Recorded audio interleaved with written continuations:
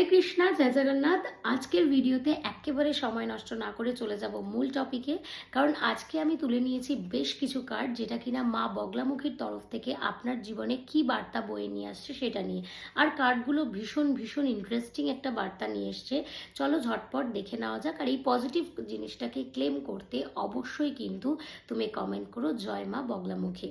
ফার্স্টেই এসছে জাস্টিস। মা বগলামুখী বলে না যে তিনি বিচার নিজের হাতেই করেন, তিনি কিন্তু শত্রুকে খুব তাড়াতাড়ি স্তম্ভন করে দেন। তো তিনি কিন্তু এবার বিচারের হাত নিয়েছেন এবং সে আপনার শত্রুকে স্তম্ভন করতে চলেছে। যাদের ভয়ে এতদিন আপনি ভীত ছিলেন, আপনি চিন্তিত ছিলেন, আর আপনার ভয় পাওয়ার কোনো প্রয়োজন নেই। তার কারণ খুব শিগগিরই আপনার পরিবারে হয়তো কোনো সম্পর্কের দিক থেকে কোনো সমস্যা হতে পারে। কিছু মানুষের সাথে সম্পর্ক নষ্ট হবে, তারা আপনার থেকে দূরে চলে যাবে, কিন্তু সেটা অবশ্যই আপনার ভালোর জন্য হবে। কারণ তারা চলে যাওয়ার পরেই আপনার জীবনে ঘটবে বিরাট এক